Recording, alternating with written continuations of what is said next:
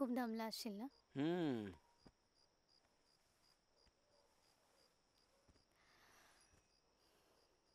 काका, आज जे झालं किंवा रोज घरात ज्या नवीन नवीन गोष्टी येत आहेत ते माझ्यासाठी चाललंय ना? आज हा जो काही तमाशा झाला, अख्खं गाव जेवून गेलं, हे सगळं माझ्यासाठीच चाललंय ना? नाही म्हणजे तसं नाही, पण होच म्हणजे काय. आणि सगळ्यांना माझ्याशी लग्न करायचंय.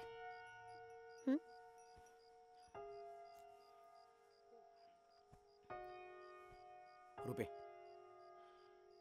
ह्याच्यात कशात पडू नकोस तू. ऐक, तू आणि वहिनी उद्या सकाळी पहिल्या गाडीनं जा परत. खरं सांगतोय. दरवेळेला मीच का जायचं? म्हणजे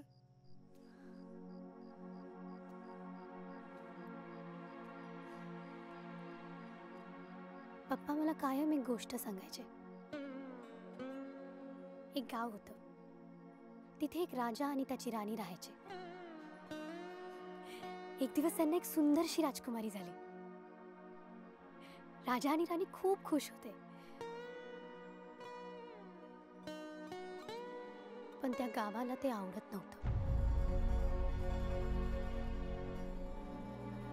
सगळ्यांचा त्या राजकुमारीवर राग होता.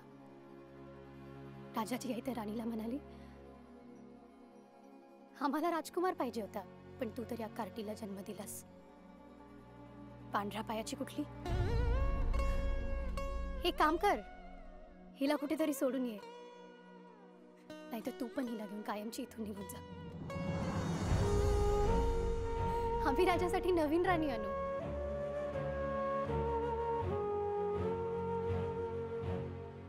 पण राजाला मात्र राजकुमारीच पाहिजे होती.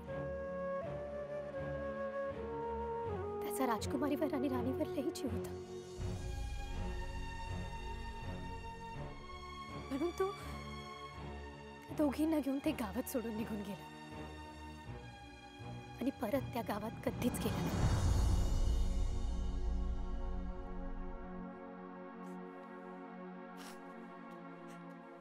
आणि जशी जशी मी मोठी होत गेले ना, माझ्या लक्षात आलं की त्या गोष्टीतली ती राजकुमारी मीच आहे. आणि माझ्यासाठीच पप्पांनी हे गाव सोडलं होतं रे.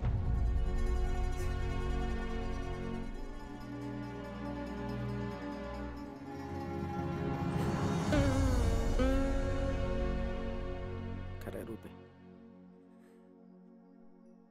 तुम्ही गाव सोडून गेल्यानंतर गावात तरी कुठे काय भले झाले.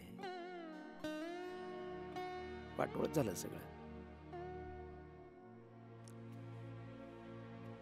गावात एक पोरगी म्हणून जन्माला आली नाही नंतर.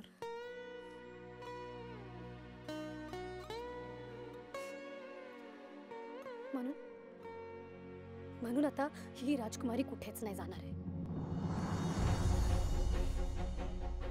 इथंच थांबणार आहे मी. मला पप्पांच्या गोष्टीचा शेवट बदलायचा आहे. तुझी साथ असेल तर.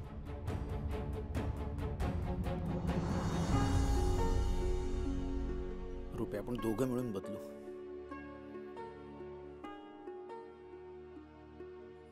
मला अजून एक गोष्ट मिळवायची. ज्या आईला ते सरपंचनं दादाची बळकवलेली जमीन ती मला परत मिळवायची. कशी?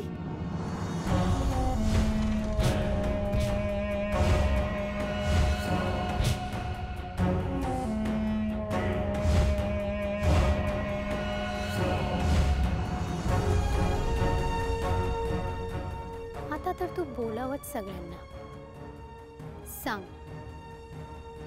मी तयार आहे लग्नासाठी.